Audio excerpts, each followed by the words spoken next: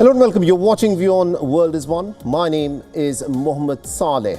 And on Race to Power today, Donald Trump's one big beautiful bill is to be voted in the House of Representatives. It's in fact loved by some, while others have called it a complete mess. But Donald Trump claims that this budget bill has got something for everyone and is also the ultimate codification of the MAGA movement. But the question obviously is this: what does it do to America's burgeoning budget deficit? And also on the show, we've got the president of the Tibetan government in exile who weighs in on the next Dalai Lama, and also on the strings that China can actually pull in determining the next Dalai Lama. But let's of course start with this big story from America, where the American President Donald Trump's proposed budget bill at this moment is being debated in the House of Representatives ahead of a very crucial vote. Now, the House lawmakers will be voting on an amended version of this one big beautiful bill after the Senate suggested changes to Trump's budget bill. This bill creates the right incentives for historic economic growth, makes unprecedented investments in our military and border security, and implements the largest spending reduction in American history by twofold. The bill still kicks 17 million Americans off their health care. Record cuts to Medicaid, record cuts to the Affordable Care Act, record cuts to Medicare. But that's not all. 4.5 million kicked off nutrition assistance, mostly seniors and children. Why? To help subsidize massive tax cuts that mostly go to the top 1%. The final yes or no vote in the House comes after hours of delay during an earlier procedural vote. But the Republican lawmakers in the lower chamber were successful in advancing the tax cut and spending bill after overcoming divisions within the party. This is the legislative process. This is exactly how I think the framers intended for it to work. We feel very good about where we are, and we're moving forward. So we're going to deliver the big, beautiful bill, the President's America First agenda, and we're going to do right by the American people. This is going to be a great thing for the country. Look forward to moving it forward. Now, if the House of Representatives passes this Senate amended bill, then the approved draft reaches the American President Donald Trump's desk for his signature. And then it, of course, would become a law. The critics of Trump's one big beautiful bill are most concerned about the massive cuts to Medicaid and food banks, along with provisions that in effect increase the national debt by another $3.3 trillion from the year 2025 till 2034. Now, presently, the American national debt stands at a staggering $36 trillion.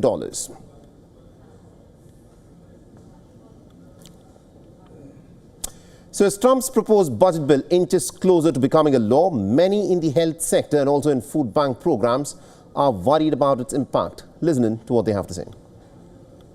We've got hospitals that are in danger of closing, rural hospitals that are going to be directly impacted by this bill. Every piece of paper I'm reading this morning, every piece of paper I've read through these debates will unquestionably make things harder on the state of Alaska, the government of Alaska, and beneficiaries that require coverage, period. This gutting of SNAP, this gutting of America's most effective anti-poverty, anti-hunger tool, it's going to mean an increase in need. And it's going to be a tsunami of need. And food banks are not set up. We project that there will be about 25,000 more households just in San Francisco Marin that are at imminent risk of losing SNAP benefits as a direct result of this bill. They definitely the grocery, especially for the kids, because these kids be hungry. Not do they be hungry, it's just that it makes no sense how he just bulldozing everything. And it just felt like he want the rich to stay rich and the poor to stay poor. All right, now joining us in the broadcast, we've got Mr. Bishop Garrison, who's a lawyer and also a former senior advisor to the Secretary of Defense and a current senior fellow and adjunct professor at the National Security Institute at George Mason University Law School. Mr. Garrison, thank you very much indeed for joining us here on this broadcast. Now, this one big, beautiful bill is being debated this moment in the House of Representatives. A lot of people are saying that this is a bill that promises a lot, especially for the big businesses, for the wealthy Americans. It has a lot of stuff in it. But for the poorer Americans, people who depend on government aid to make ends meet, it leaves them high and dry. In your assessment, how do you view this bill? Yeah, thank you for having me. Right now, the majority of Americans in all the polling that we've seen so far are not in support of this bill, basically because of what you've laid out here. Particularly with lower income Americans, you're going to see cuts to Medicare, to Medicaid. You're going to eventually see higher taxes on them. You're going to see less opportunities for economic growth. We're already on the precipice of some issues here as it relates to the job market. There was expectations that we were going to increase the market by approximately 95,000 jobs yesterday, but instead we saw a deficit of 33,000 jobs. It's an incredibly difficult market right now.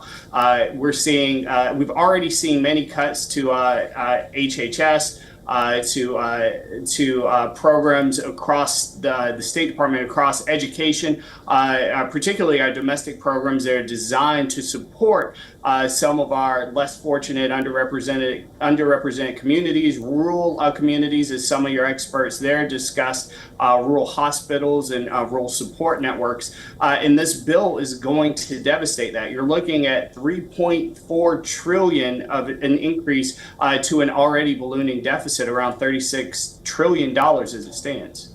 Right. Now, the MAGA movement is predominantly powered by the working class of America, because this is where a lot of the Trump supporters come. And this is what Trump has been saying, that he wants to bring manufacturing jobs back to America.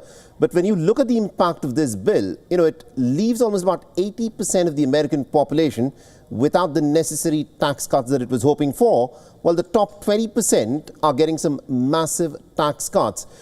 Donald Trump, of course, will have his midterm elections in another 15, 18 months. In your assessment, do you not think this plays in on the American president's mind that this could affect him politically? Well, I can't speak to that. I can only say that this bill is not going to do what it is hoped or designed to do.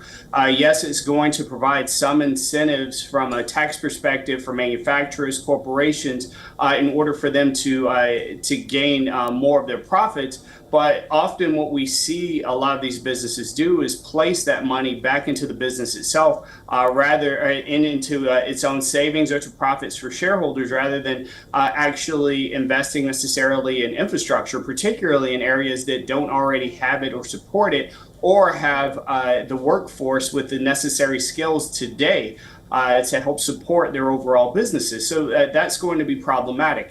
And the areas that we unfortunately see a lot of this in tend to be some of our more rural states that often, in terms of their affiliations, run more on the conservative line. So ultimately, you're going to see a lot of those individuals, unfortunately, hurt by the removal of a lot of these programs and a lot of this money that they have become accustomed to flowing into the state. Will be interesting as to how it plays out. Thank you very much indeed, Mr. Garrison, for joining us with that perspective there. Thank you for having me. Now, the American President Donald Trump is locking horns with the new Democratic candidate for New York's mayor's position, Zohran Mamdani. Now, Mamdani and Trump are trading some pretty harsh criticism of each other for quite some time now. In his latest attack, Donald Trump has said that he'll have to arrest Mamdani. Listen in.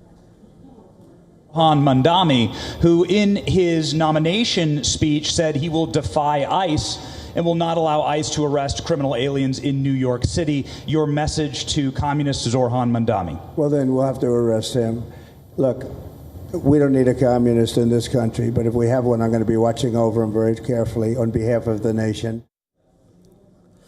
Now, following Mamdani's official confirmation as the Democratic candidate, the American president launched a scathing attack on New York mayorship hopeful, calling him a lunatic and a communist, and has called for his arrest. The president has also cast doubts over the legality of Mamdani's citizenship, who came to the United States in 1998 when he was just 7 years old. Now, following Trump's threats, Mamani has issued a statement saying that he will not accept this intimidation by the president. He has reiterated that Trump is threatening him not because he has broken any law, but simply because he's looking to distract people. Yesterday, Donald Trump said that I should be arrested. He said that I should be deported. He said that I should be denaturalized. And he said those things about me, someone who stands to be the first immigrant mayor of this city in generations, someone who would also be the first Muslim and the first South Asian mayor in this city's history. Less so because of who I am, because of where I come from, because of how I look or how I speak, and more so because he wants to distract from what I fight for. Now, during his campaign in Democratic primaries for mayorship, Mamdani said that he is Donald Trump's biggest nightmare. Now, the Indian origin Zohran Mamdani is up against the sitting mayor, Eric Adams, and the Republican candidate, Curtis Sliwa. The vote for New York's mayorship election is scheduled to take place in the month of November later this year. And according to the latest polls, this is where it gets interesting. Zohran Mamdani is ahead of Eric Adams and also the Republican candidate Curtis Sliwa. All right, and our correspondent Susan Tehrani, of course, is joining us live from New York. She's tracking all the developments for us from the United States. Susan, there is never a dull day in American politics. And this is an interesting exchange of words that has happened between Donald Trump and Zohran Mamdani. Trump saying that he'll have Mamdani arrested and deported and denaturalized. Is Mamdani getting under Donald Trump's skin? Well, these are two people with very different ideologies and very different visions for the future of New York. And regarding the arrest, because Mamdani said that he would avoid and prevent ICE agents from arresting illegal immigrants, well, anyone who does that will automatically be arrested, whether it's Mamdani or someone else. That was regarding to that question. But nonetheless, he's a neutralized citizen since the year 2018.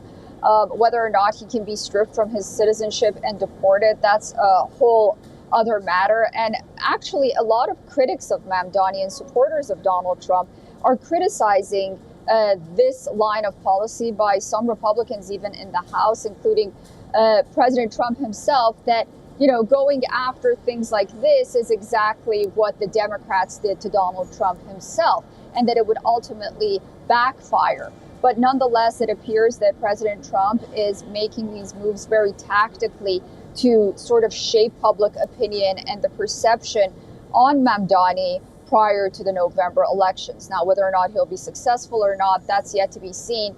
But nonetheless, again, two very different ideologies. You have a socialist Democrat, and then you have President Trump, who's an all-out capitalist. So, while the differences seem to be noticeable, but how these attacks are being carried out, that's what's under question, really. This is an election that has generated a lot of buzz. Can't think of another time when a mayoral election in New York has created this kind of global headlines. Thank you very much indeed, Susan Tehrani, for joining us with all those details there. All right, let's now shift our attention to the other big story that we are tracking on race to power. Now, amidst the Trump administration's crackdown on illegal immigration, a new anti-ICE app called ICE Block is now making waves online, soaring up the App Store charts after drawing criticism directly from the White House. A free crowdsourced app called ICE Block lets users drop pins on a map showing where the U.S. Immigration and Customs Enforcement Officers, or ICE agents, have recently been sighted. To report a sighting, the users must be within an 8-kilometer radius of the location. The app then pushes real-time alerts to users about these reported sightings. To combat spam and to ensure accuracy, the app limits reporting to once every 5 minutes per user, and all reports are automatically deleted after 4 hours. Now, developed by Joshua Aaron, ICE Block ensures user anonymity by not logging any user information or location data. The app is now the #1 free social networking app in the United States of America, and also the 3rd most downloaded free app on the US Apple App Store chart. Now, designed for broad accessibility within the immigrant population, the app is currently available in 14 languages, including Spanish, Arabic, Hindi and Nepali. Now, the app's popularity is surged after the US Homeland Security Secretary Kristi Noem publicly criticized CNN's coverage of ICE block on X, saying that the app is an obstruction of justice. Now, Kristi Noem, who accompanied the American president during his recent visit to a migrant detention center in Florida Everglades, dubbed Alligator Alcatraz, had this to say when asked about the ICE block app. Listen in. We're working with the Department of Justice to see if we can prosecute them for that, because what they're doing is actively encouraging people to avoid law enforcement activities, operations, and we're going to actually go after them and prosecute them with a partnership of FAM if we can, because what they're doing we believe is illegal. Now, in a statement, ICE's acting director also criticized the app, saying that it paints a target on federal law enforcement officers. And currently, the app is only available on the Apple App Store. The app developer Joshua Aaron has said that he has no plans to release the app on Android, as that would mean collecting user data, which could potentially put ICE block app users in danger.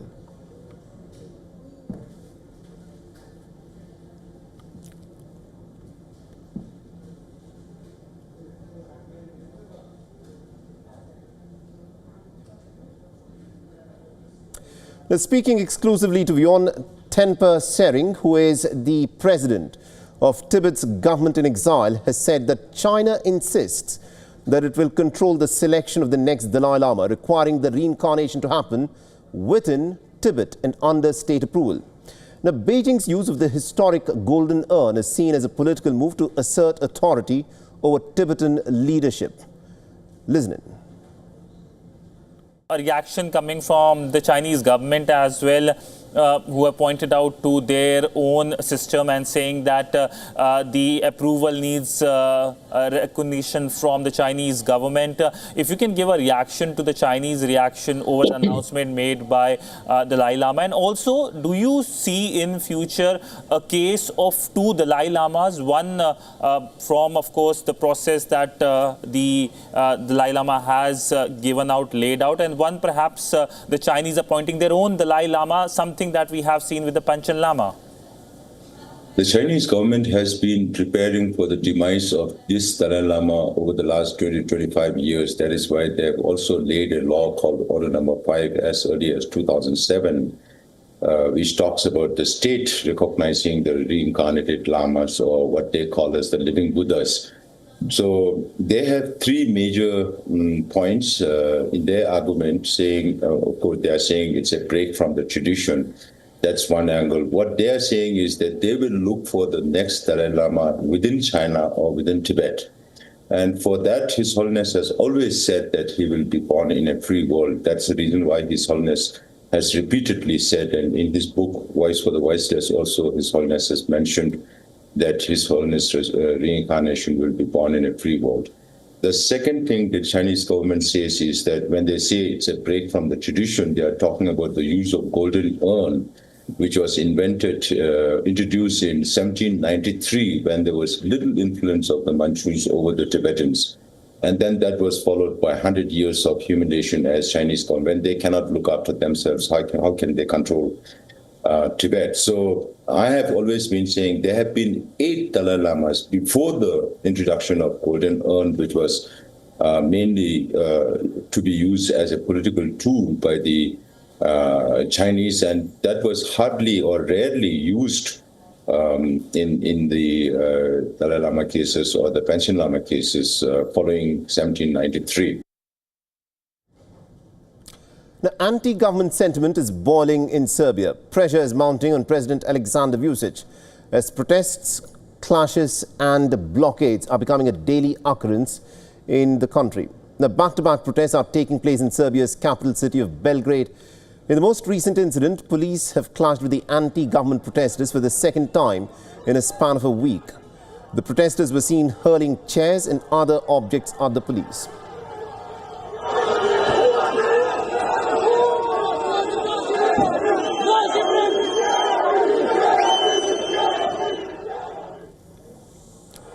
Now, the escalation follows a violent weekend rally on the 28th of June. The protesters are calling for snap elections and also an end to the 12-year-old rule of President Alexander Vučić.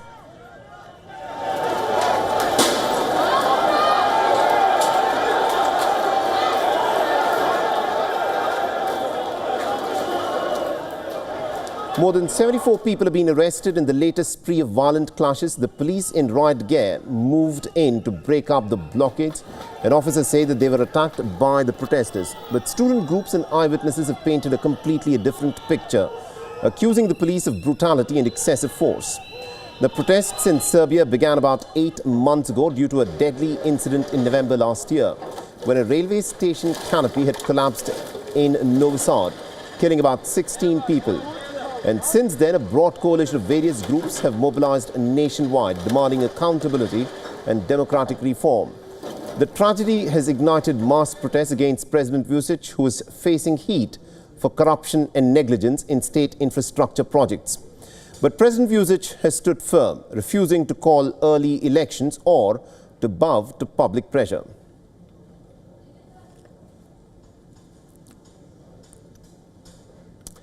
Let's now get you some news from Japan, where campaigning is officially underway for a crucial election that is set for July 20th. The stakes could not be higher for Prime Minister Shigeru Ishiba in the upcoming upper house elections. The embattled leader, who is now heading a minority government, is fighting to help the ruling coalition retain its grip on power after a bruising general election loss last year. His Liberal Democratic Party, alongside its junior partner Komitu, must win at least about 50 of the 125 seats that are up for grabs to keep its majority in the upper chamber. Now, analysts have warned that failure could, of course, trigger Ishiba's resignation and a fresh leadership contest within the LDP. But with opposition parties struggling to unite, some speculate a grand coalition with a Constitutional Democratic Party could be on the horizon.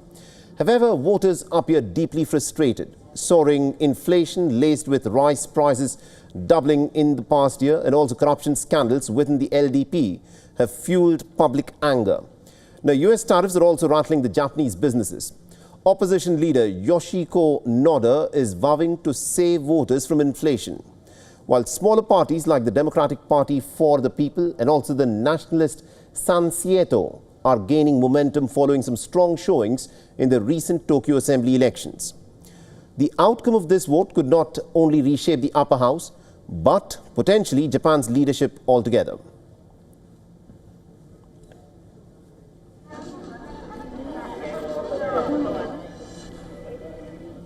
The aim of any people's protest is to draw attention to the issue that they are demonstrating for. In Kosovo, the parliament's failure to appoint new government bodies has triggered public outcry.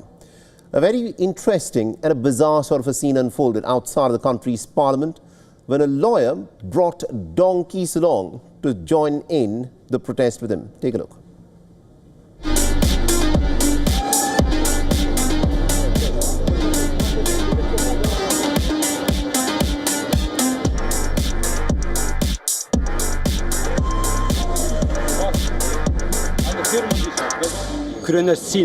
This protest shows first the stubbornness and how those politicians are treating us like we are donkeys. Otherwise, I thank these beautiful creatures that are supporting my protest in this form.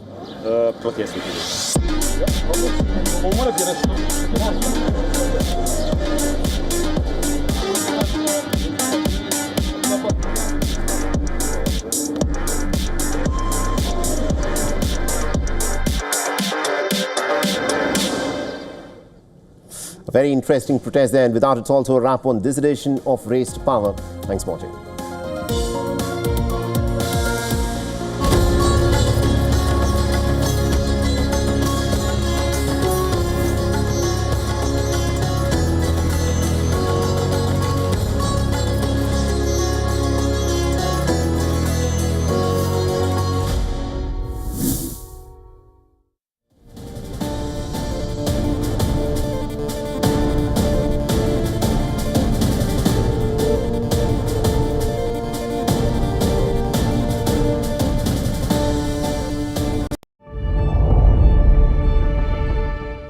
Earth is sending distress signals.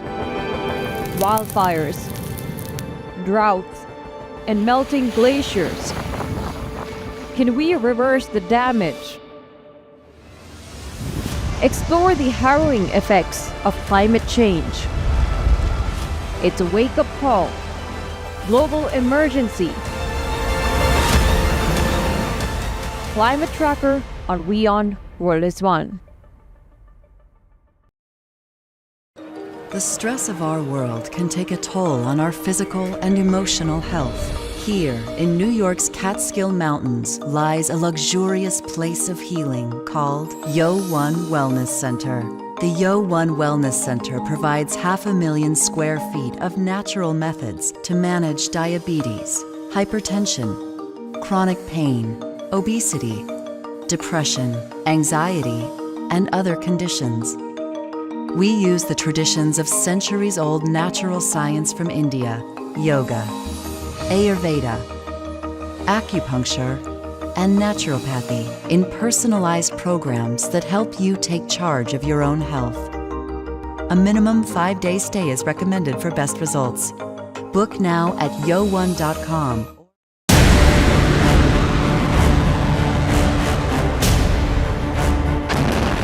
This week on West Asia Post, Iran and Israel are both claiming victory in a war that lasted 12 days. So, who actually won? Iran's missiles rained down, high-profile targets struck. A focus on Israel's scientific and military hubs that took direct blows. And a visit to the ruins of Aleppo in Syria. Mountains of rubble, shattered lives. Rebuilding remains a challenging far cry. Watch the West Asia Post with me, Radi Francis, every Friday at these times, only on WION World is One. WION, India's global voice, the channel that brings you the biggest stories from across the world through India's lens. Now available in more than 190 countries worldwide. Because we believe that the world is one. Watch us in Africa, Europe, USA and Canada, South America, Asia Pacific, Middle East and North African regions. Also available on these digital platforms across the world. WION, World is One. From the bustling trading floors of Wall Street to the vibrant exchanges of Asian stock markets, WION breaks it down for you to make sense of what's happening. As we reveal the key factors behind events, strategic battles, and the game-changing business decisions that shape the world. We bring you all of this and more on World Business Watch.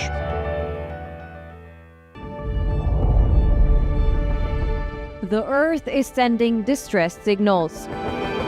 Wildfires, droughts, and melting glaciers. Can we reverse the damage?